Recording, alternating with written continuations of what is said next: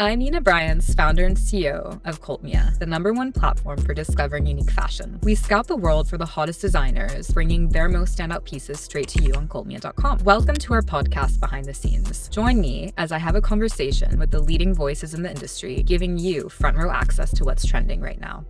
Hi, everyone. Welcome to Behind the Scenes. I'm Briance, founder and CEO of Cultmia. Today, we have my amazing friend, Natalie Salmon, joining us. Thank you so much. Thanks for having me. A pleasure, a pleasure. And Nat is not only the editor of Hello Fashion, but she's also the founder of Modems, which is the multimedia destination that's really transforming the traditionally male-dominated conversation around tech and providing a balanced, informative, entertaining coverage on tech news to a much broader audience. Really excited for our conversation today, Nat. And I have to say, you look fabulous. Thanks. Tell me a little bit about what you're wearing. Well, the reason I think I'm scrubbed up well today, I'm actually wearing Cultmia.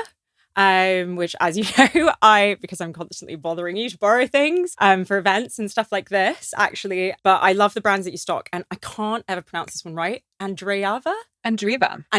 Sorry for butchering your brand name, but I absolutely love this brand. And I don't even mean to do it, but I think I've probably picked them every time I borrowed something for like Fashion Week or London Fashion Week, because I love feathers. I completely subscribe to the idea that you shouldn't just wear feathers in the winter, wear them all year round. And I'm a bit of a maximalist, so more is more, and I really love their pieces. But there's so many great things. I'm not just saying this because I'm on a Cultmia podcast. I genuinely do love all the selection, and it's so easy to find stuff I like on there. There's social media proof, guys. If you look at Nat's Instagram, you'll find lots of fun Cultmia pieces. But Andreeva was one of the very first brands we onboarded almost 5 years ago. Wow. I've never heard of them before seeing them on your platform, actually. Well, I think it's a good thing, because it means you're discovering brands through us, which is the point. So yay. And they hand knit everything, beautifully made to order, no waste. One of our absolute favorites. I think you already kind of started to tell us why you've chosen Cultmia to dress you a few times, but any additional reflections on that? Oh my gosh. Again, I work in fashion, so I feel like I am lucky enough. I love my job. I get to see a lot of clothes. But sometimes, when me and the girls on the team are putting together a page, I'll literally be like, have you checked Cultmia? Because I know there'll be a brand maybe we haven't heard of. And especially with, magazines, you're always flooded with, it feels like, and a lot of this is because of advertisers who make amazing things, as you know, but you want that interest on a page, and you want to show your readers something they might not have seen before, something they might have not seen on their favorite influencers, which is where a lot of readers, and people who are interested in fashion get their information now. So to be able to provide that to readers and be like, oh my gosh, this is something you might not have seen, that would be really, to your taste. So I use it all the time. Especially, I really like the jewelry section. Again, I'd be a great PR person for Cultmia, guys. Good. Well, I'm glad we invited you here today. And I really feel like I look out on the streets and everyone kind of looks the same. Everyone looks the same. Which is crazy, because it's the opposite of what fashion should be. I you know what? I found this really difficult, actually, and I'm sure I'm gonna annoy so many people for saying this, but before my current job as editor at Hello Fashion, I was working at Vogue Scandinavia, and I think that they're obviously known for being extremely well dressed, and they are. But something that I really like, and maybe because like you, I'm half I'm Latin as well. I love color and I love maximalism, and that's something I love about London, is that the fashion scene in London does lend itself very well to eccentricity. Everyone, no one likes to look exactly the same, which I really like. But I do feel like, to your point, the fashion landscape in general, it is very homogenous. One person buys a jacket and all of a sudden you walk around and everyone's in the exact same thing. So I do like the fact that, there are places where you can get really different pieces. And I think we're lucky that, at least in London, there's still this sort of appreciation for people having their own individual styles. And especially in the fashion industry, that's the whole point, is, you should use it as a way to express yourself. And there's no way everyone's expressing themselves by all wearing the same grey tracksuit bottoms. Yeah. I'm really sorry. I have grey tracksuit bottoms, but I just don't wear them to work. I don't think I've ever seen you in grey tracksuit bottoms. That's correct. But you mentioned Vogue Scandi, you mentioned your current role. I'd love for you to tell us a little bit about your story and how you got to where you are today? So, I mean, I feel very lucky because I think like every 11, 12-year-old, whatever, like every teenager, I would have, if you told me that I'd be able to work in fashion one day, I'd be like, that's, never going to happen. I've cut off my right arm. But I just did what I thought I was supposed to do. I did politics at university. And because my parents told me it was a good idea and I didn't really know what I wanted to do. And then after that, my first job was in recruitment. And I lasted about 2 or 3 months. I was the world's worst recruitment, like whatever, advisor in the world. I think I got one person a job, but I remember just being like very bored by that line of work and just being like, this isn't, what I want. This isn't, I didn't feel like I was using my brain. And I just, there was something about it. I was like, this isn't me. And I thought to myself, like, okay, I want to do something I really enjoy, spoke to my, mum and I was like, maybe I want to go into journalism or do something with that in politics. And she was sort of like, why not a doctor or a lawyer? That's kind of like, how she sees things being Brazilian. And same at my household. Yeah, it's like banker, consultant, lawyer, all the traditional career paths, but here we are. Yeah, well, you were in finance. I mean, she was sort of like, okay, but, at this point I was like, okay, I'm going to do that and pursue that.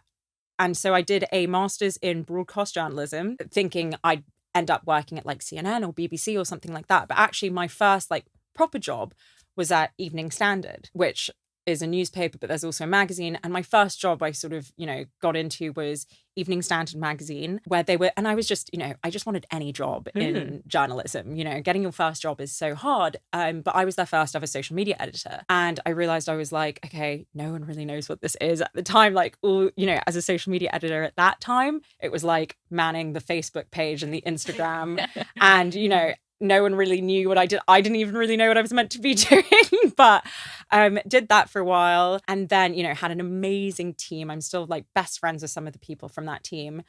And then the opportunity for a social media editor came up at Harper's Bazaar. So I went there and I realized, I loved the digital part of my job. I loved working across social media. I loved working online. And I just thought, wow, this is amazing. And that's where I really got into fashion. Evening Standard covered sort of everything. And it was very much like a cultural magazine. So there was political articles in there, but there was also fashion articles in there. But Harper's was purely fashion. And so, I really do feel like I lucked out. I will never forget. We were journeying up, I think, was it the Swiss Alps on a ski trip for our friend's birthday. And you were editing social media captions. I think it had been like the British Fashion Awards or something. Oh my God. And I was like, this woman doesn't stop. And it was so clear that you were so talented in this space. Thank you. I think, I say I'm lucky because I feel lucky. And I do know, like, the harder you work, the luckier you get. I do believe that as well. I know that I've worked quite hard, but I do think, I've really been privileged to be able to work at these magazines because it was just a dream come true for someone who is interested in fashion. But yeah. And you worked at the best ones. So we were on Harper's. What happened next? So after Harper's, I moved to Sweden because my ex-husband was Swedish. And so moved to Sweden and got a job at Vogue Scandinavia. I knew that we'd be moving there eventually and the opportunity came up. And actually it was like, this is a testament, like, always network or like, have a great network, because it was a friend of mine who worked at Louboutin. She'd actually met the editor-in-chief of Vogue Scandinavia and said to me, I kind of remember being like, oh yeah, I'm supposed to be moving to Sweden. What would I do there? I didn't speak Swedish other than like a few basic words. And she was like, well, I met a woman called Martina Bonnier and she's about to be the editor-in-chief of Vogue Scandinavia. They had not even announced the news that there was going to be a Vogue Scandinavia. But that meant the magazine was going to be in both English and Swedish and Danish, sort of following the model of Vogue Philippines and Vogue Arabia, where it would be published in English. So I was like, oh, maybe they might need an English speaker. She put me in touch with her and I had one meeting with Martina. And then she asked me to come on board as their digital editor. So that was really, I'd say, like amazing sort of career progression for me, because I went from, managing social media, which was a big job at Harper's, to becoming digital editor at Vogue Scandinavia. I mean, it was huge. And I remember we talked about it at the time where you obviously wanted to make this personal move, but you got to do it with the coolest job ever. I know. I was very, very lucky. So it just really worked out perfectly. Yeah, it did. The stars aligned. I mean, the marriage didn't work out, but whatever. I always like look back and I'm like, well, it was pretty good for my career. So career-wise, it was mega. Great. It was mega. You can only, not everything can go well at once. And being Vogue Scandy's first digital editor, what was that like? That was an amazing experience. And again, it really prepared me for the job I had now. I remember, you know, we had these amazing conversations about, you know, who do we want to be on our first cover? And obviously, as digital, we wanted someone who would get loads of traction online, you know, because as a digital editor, you're judged on how much traffic you bring to the website. And, you know, when you're on a digital team at Vogue, you have like a monthly call with Anna Wintour, which was, you know, for me, the coolest thing ever. I was really like, oh my gosh, living my, you know, childhood dream. Prada yeah, Devil Wears Prada. But yeah, we would have these calls, and we had Greta Thunberg as our initial cover because, you know, we knew that it was an amazing cover because we knew both like for what that magazine stands for, which is, you know, sustainability, which obviously is a huge touch point for Cult Me as well. It was a really nice full circle moment. And obviously it blew up on Twitter, so I was super happy. I mean, full marks all around there. So I guess just to wrap up, because I feel like we could talk about your career for a very long time, tell us a little bit more about your role today. So now I definitely feel like I do two jobs. So now I'm editor at Hello Fashion. I started as digital editor and then got promoted to editor. So, I mean, it sort of encompasses everything.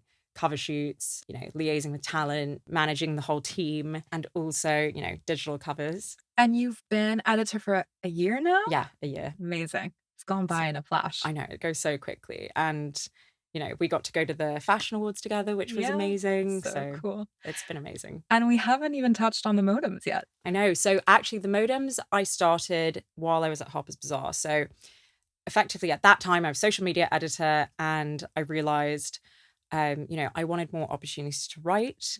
And I was really interested in, well, I've always been really interested in tech stories, and I'm not like a tech anorak by any stretch of the imagination, but there were all these amazing tech stories. And I used to visit Wired and TechCrunch, which are great websites, but I felt like, you know, they catered to their main demographic, which was men. There's nothing wrong with that. You know, you catered to your audience.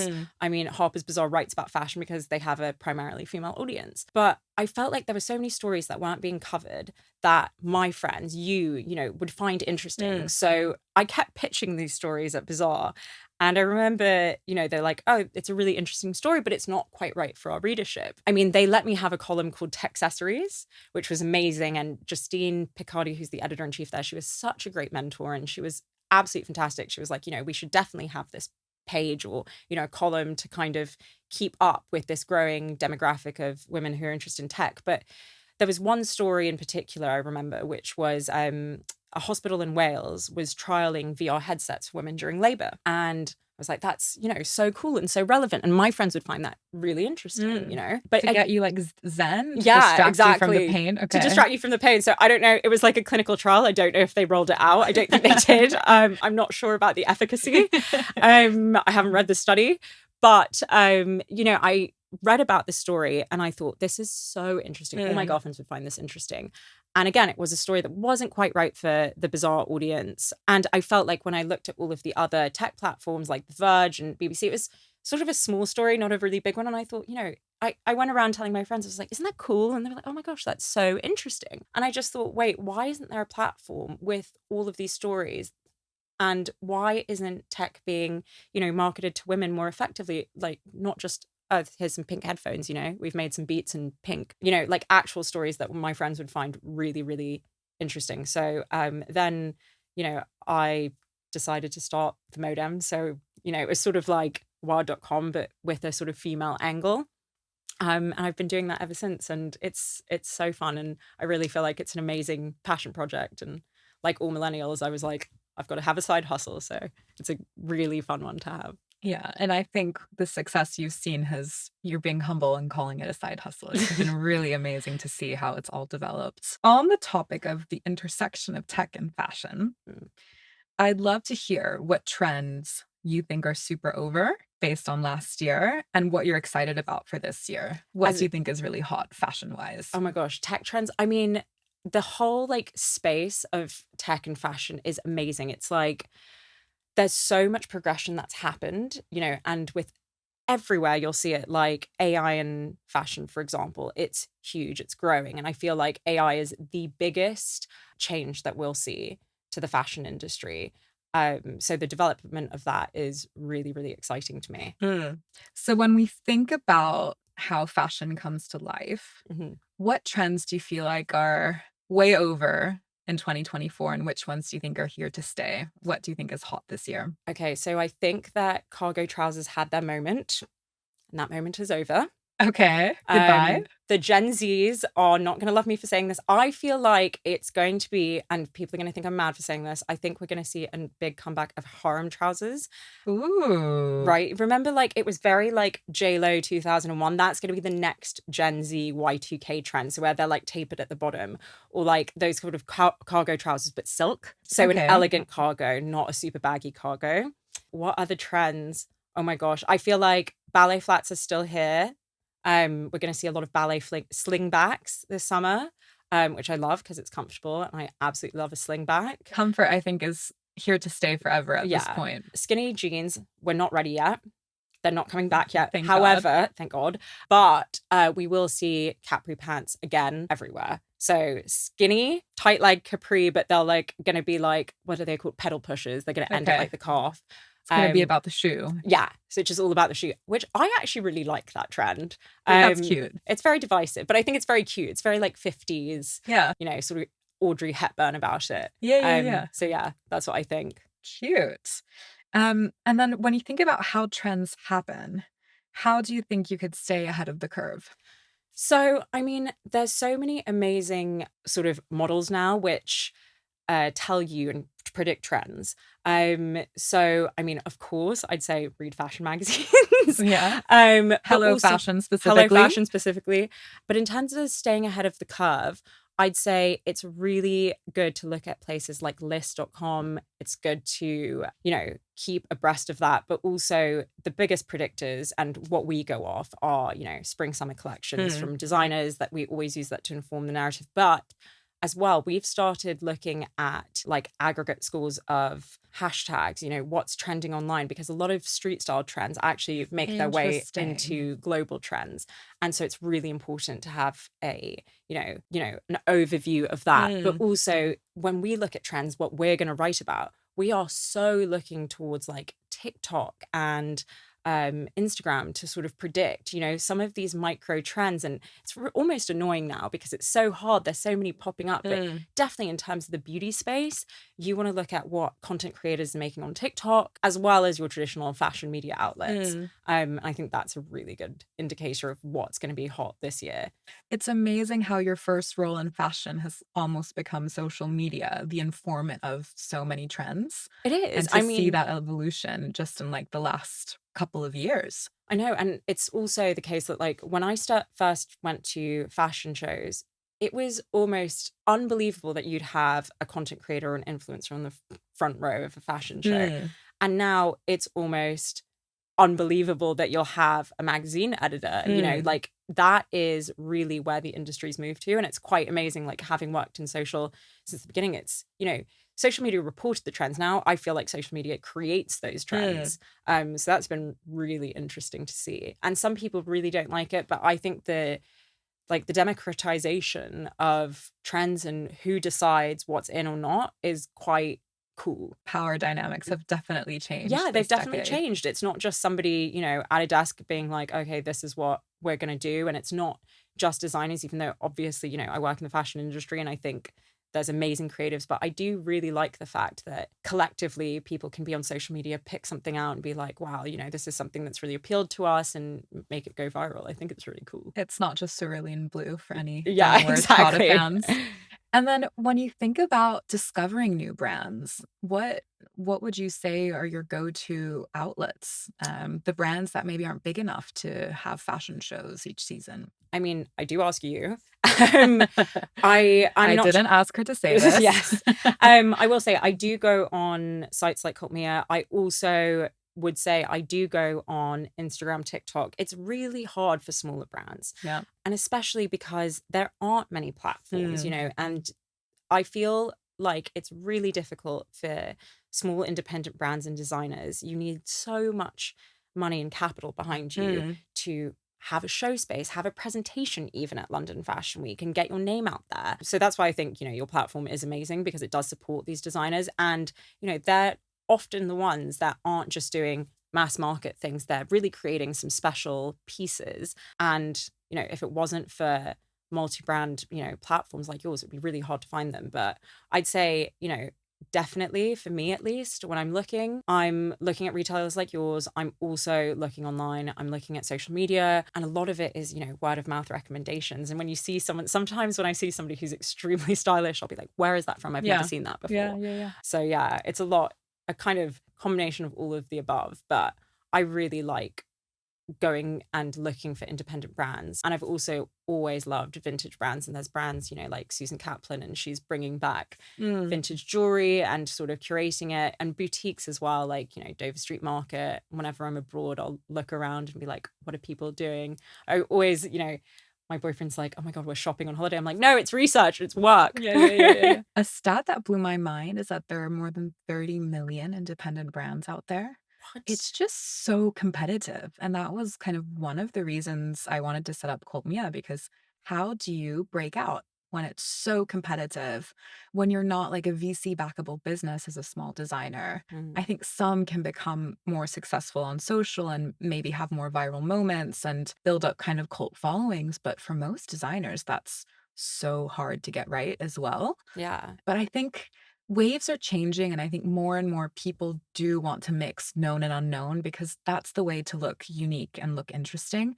So I'm personally very excited about that. And tech or AI kind of more broadly to improve their fashion decisions and personal style. Yeah, well, I mean, this is the thing, again, with designers, there's so many independent designers, and before they might not have been able to like leverage any of these tools, but like now you've got Instagram, it's a free marketing tool, and now you've got AI, and that's something they can use. I mean, if you're using AI for yourself personally, there are so many great cases. I mean, everyone knows about OpenAI and ChatGPT. I mean, you can literally use it to curate your entire wardrobe if you want. And there's other platforms as well. So for example, A Closet, it's an AI powered tool, and it will organize your entire wardrobe for you and make styling suggestions. And I think these AIs are only going to get smarter and better. Kind of like the Clueless Closet, or something different? Because no, I definitely need that. No, it is exactly like the Clueless Closet. Okay, like, I don't think it has the revolving thing that Cher had, but it can manage your wardrobe for you. And I think we're going to see the development of so many of these different apps. And also, of course, I think that personal styling wise, virtual try-ons, virtual wardrobes, I think they're going to be incorporated in every single platform, where people will be able to take a picture of themselves and have that digital avatar, and any clothes you see online before you shop it, people will be able to try that on. And I mean, this has been experimented with for years, but the technology was a bit clunky before, whereas now I feel like, you'll be able to see if it suits you, and perhaps you'll even have a virtual assistant or a virtual stylist that's able to say like, oh, this would look really good on you, and be able to pick out those clothes before you've even, looked at the website. And especially if you're looking at something and you don't know where to start, there's an inventory of 10,000 things on a website. If you have a virtual AI assistant, if you can say like, this is what I like, these are the colors that suit me, or it might tell you. And I think people will start to dress in a more original way, because I think these tools will give them confidence in how to style pieces. Because most people, if you're not super fashion forward, you see, I don't know, your feathery top and you're like, yeah, that's a lot. Like, how would I actually wear this? Yeah. And if you could give that feedback and be like, actually, like, maybe I'm not a maximalist, maybe I'm not a minimalist, show me a few options. You're like, boom, okay. Yeah. Now I'm excited. And I think that would be a great use case as well, because again, I think that the problem is people are very stuck in what's comfortable, and they often don't get recommendations, might not see things. But yeah, I think that there's so many exciting things that are happening with AI where, people will like be able to say their wardrobe, or you can even, tell it something like, look, this is a celebrity I really like, help me wear what they wear. And it'll really tailor it to you, and also be able to find things that are within your budget. But yeah, that's one of the good things about AI. Most of the time, it just sounds really scary. Yeah. And then I guess staying on the topic of personal style, how do you avoid falling victim to the trend cycle?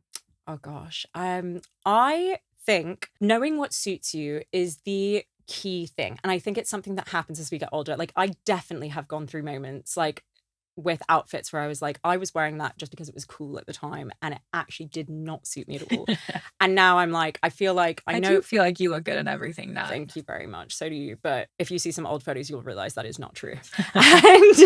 And no, I think that, okay, the trend cycle, it's really hard, right? Like, but there are some things that just because they're trendy, it does not mean it will suit you. Like, you know, a chunky trainer will never ever suit me. And I just need to accept that, you know, it's never going to be my thing. It's just not my personal style. And I think finding your personal style is a case of like being happy to experiment, being happy to try new things. And it's okay to get things wrong sometimes. And I do feel like, you know, people are so afraid, like, oh, I don't want to look silly, whatever. But I think so much of finding personal style is experimentation and being okay with that, and being okay to like push the boundary if you see something, you know, quirky, being okay to do that. But also there's something that a lot of designers do, which I think is really important. It's don't look too much at, you know, what everyone else is wearing. Go into a shop completely open-minded and be like, okay, you know, what in here really speaks to me? What do, you know, it's almost like for me, especially working in the fashion industry such a long time, clothes are like art, you know, some stuff just speaks to you.